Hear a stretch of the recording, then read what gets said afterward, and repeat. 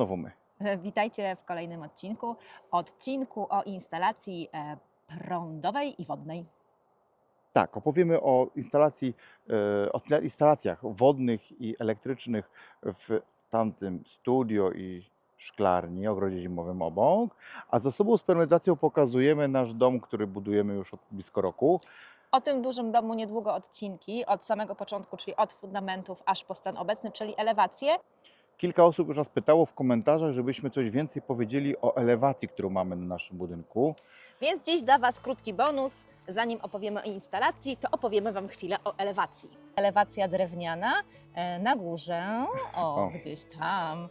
Tam na górze mamy po prostu drewno sosna pomalowane na kolor palisander. Drewno to jest sosna 146×19 z profilem softline. Pomiędzy deskami widać te pióro wpusty, one są jakby odkryte. Natomiast podejrzewamy, że to, co Was naprawdę interesuje, to jest ta biała elewacja za nami, czyli płyty, dolne 3 metry. I teraz co myśmy tutaj kupili? Chodźcie, zobaczycie strukturę tego. Tego zapewne nie widać, jak pokazujemy Wam budynek, który jest w tle. Jest to beton szczotkowany. Kupiliśmy płyty cementowo-włóknowe od firmy James Hardie o nazwie Architectural Panel. Jest to taka płyta o formacie 1,20 m na troszeczkę ponad 3 metry, która już jest praktycznie gotowa do użytku. Ona nie dość, że jest naszą elewacją wentylowaną, czyli jest twardą płytą cementową, ale jednocześnie jest pomalowana i z utworzoną strukturą. I tą strukturę, jaką wybraliśmy, to jest beton szczotkowany.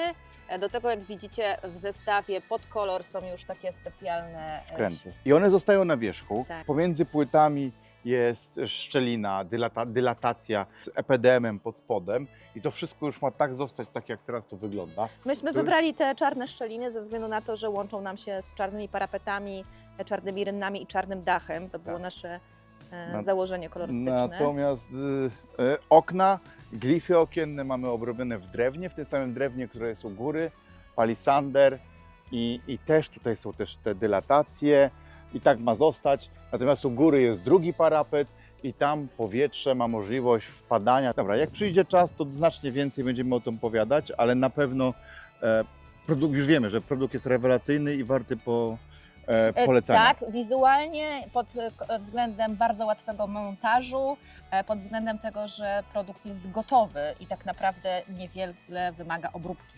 I cały proces był montażu suchy. Sobie z tym my, nie budowniczowie, a fotografowie, robiliśmy to zazwyczaj w 3 osoby.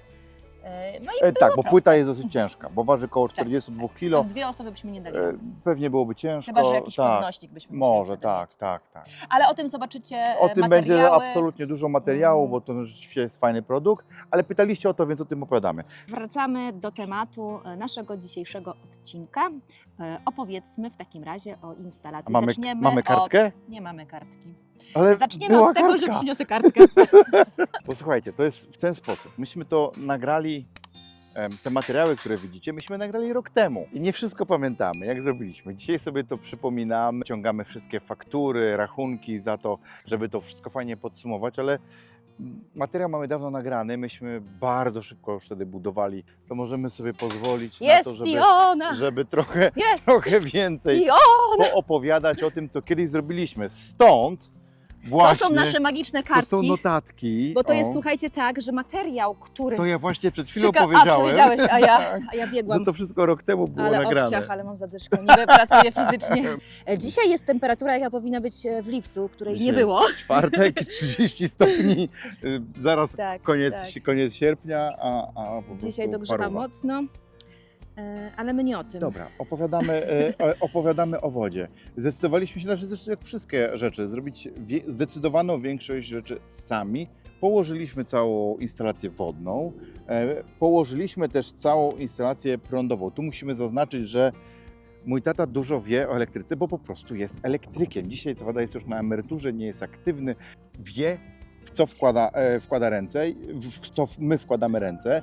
Jak robiliśmy elektrykę, wiedzieliśmy, co robimy. O, może tak, to dobrze zawsze. Znaczy tata wiedział. Tata wiedział, ja się wychowałem jako syn elektryka, więc też całe życie Znaczy coś... ja nie wiedziałam, ja tylko kręciłam filmy.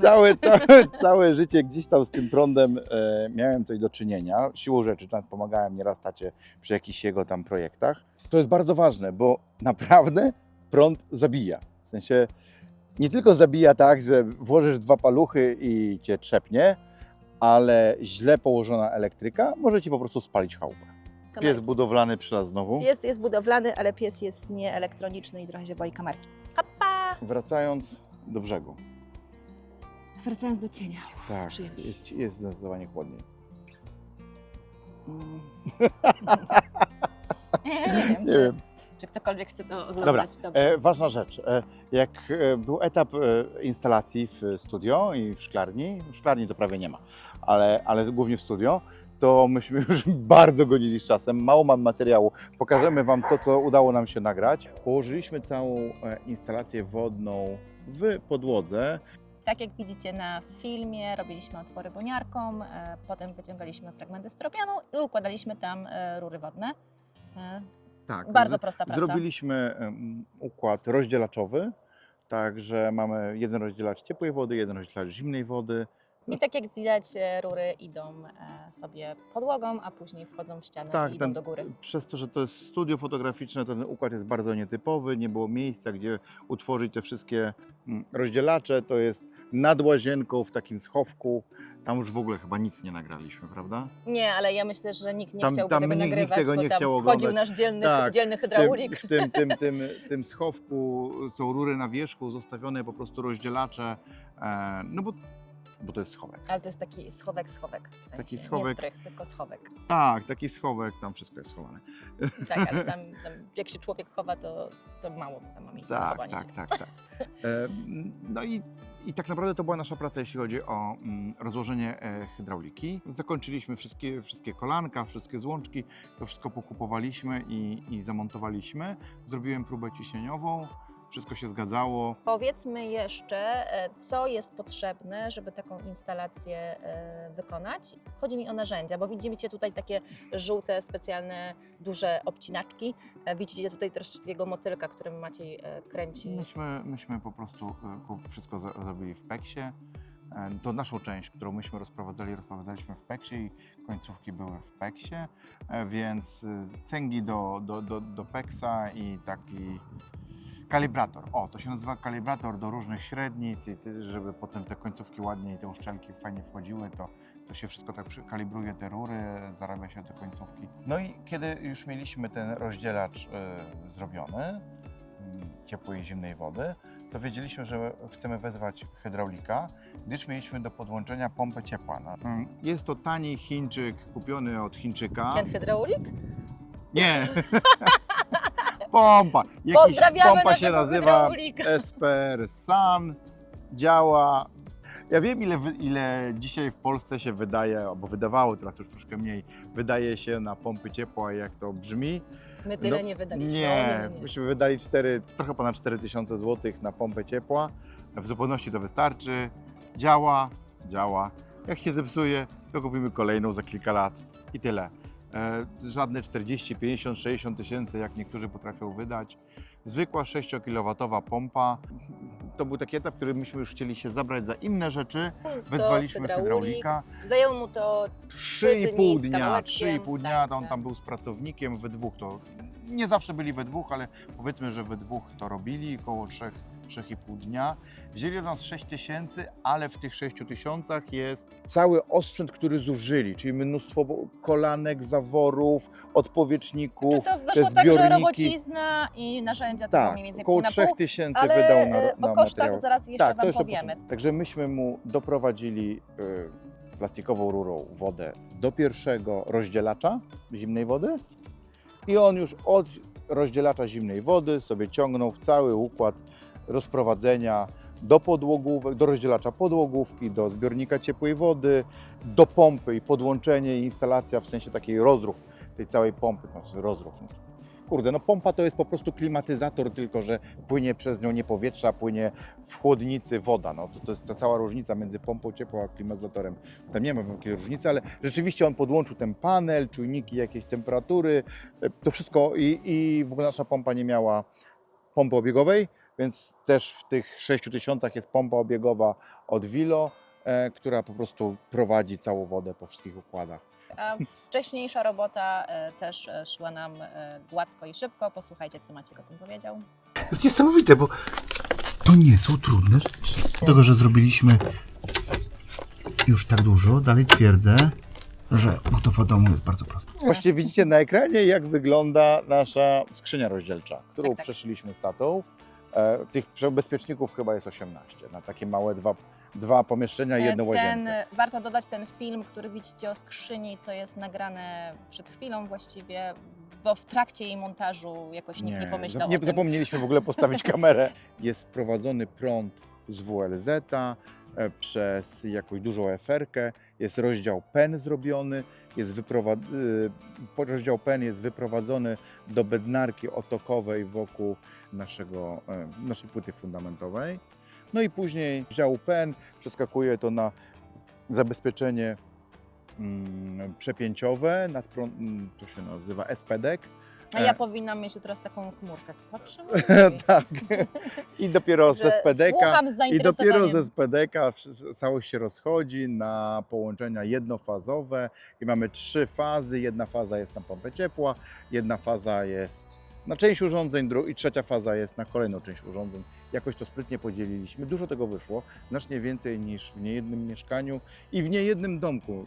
Natomiast tak chcieliśmy, żeby to było łatwo, żeby problemy były łatwo identyfikowalne, to podzieliliśmy z tatą to naprawdę, nawet jak jest troszeczkę za dużo tam bezpieczników, to nam jest wygodnie, bo jak coś się dzieje, to od razu wiemy, który bezpiecznik jest wyrzucany i w których urządzeniach należy szukać problemu. Drugą rzeczą to jest to, że w domu szkieletowym puszczamy przewody w peszlu.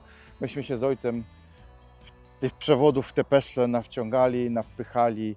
Szkoda gadać.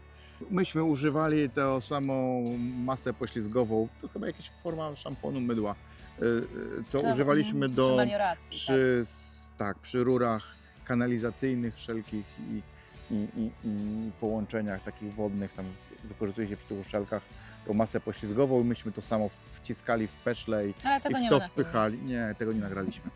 I w to wpychaliśmy przewody, no bo przewody w domu szkieletowym idą w dodatkowym zabezpieczeniu. Są to peszle bezhalogenowe, samogasnące, czyli jeżeli nawet, nie wiem czemu miało się tak wydarzyć, ale jeżeli miałoby się tak wydarzyć, że przewód zacznie się tlić, to ten peszel się zaciska, nie dopuszcza tlenu i po prostu to zarzewie gaśnie.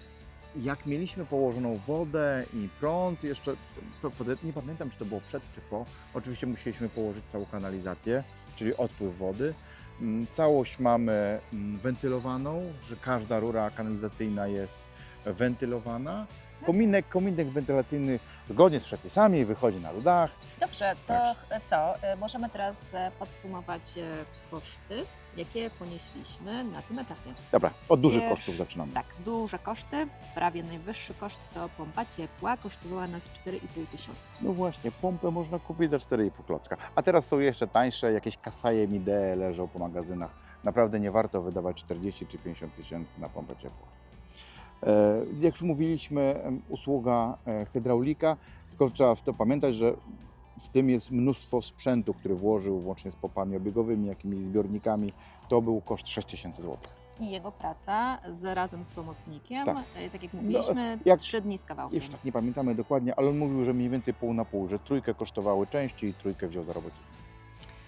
Zbiornik ciepłej wody kosztował nas 2,5 tysiąca. Mamy zbiornik 120 litrów peksów, różne kształtki, kolanka, końcówki, trójniki, co tam było potrzebne.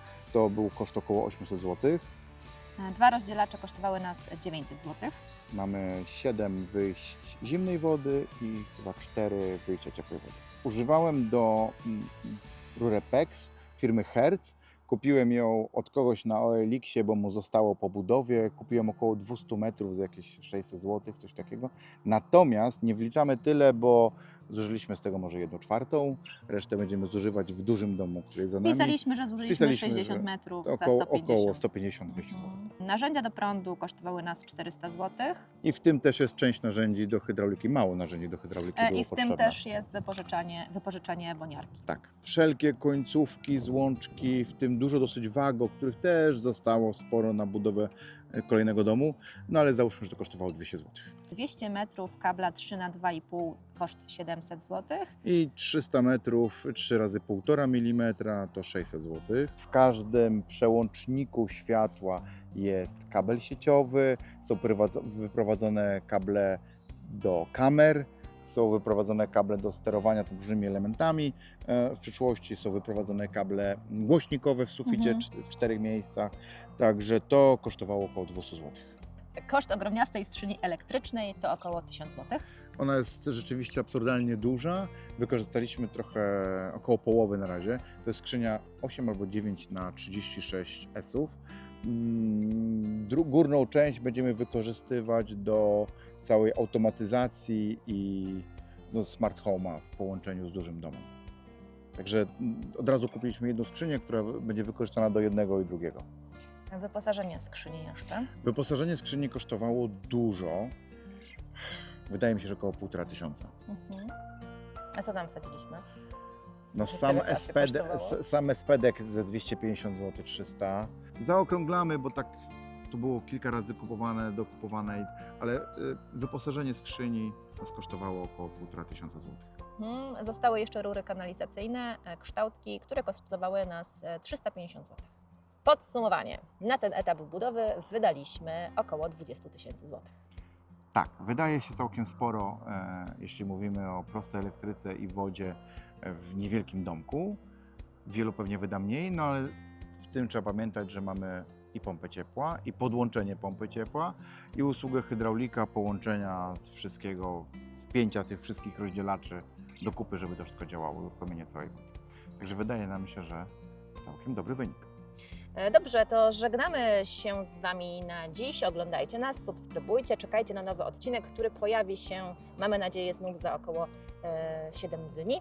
A będzie to odcinek o bardzo ciężkim etapie. Ja nie wspominam tego etapu dobrze. Było to układanie wełny, również na części sufitowej, a to bolało bardzo. Musieliśmy ocieplić studio, potem położyć płyty, karton gipsu, trochę to zarobić. I z etapu kładzenia wełny mamy troszeczkę materiału, natomiast on jest lekko chaotyczny, bo tą wełnę robiliśmy etapami, robiliśmy to razem z podłogówką. W czasie już zaczynaliśmy wykopy fundamentu głównego domu, który jest za nami, więc to rzeczywiście tam chaos już był spory. Nie mamy na przykład etapu, kiedy kładliśmy karton gipsy, Ale opowiemy o tym. ale to po prostu o tym na szybko opowiemy właśnie przy okazji tego odcinka o wełnie. Także do zobaczyska. Cześć, pa!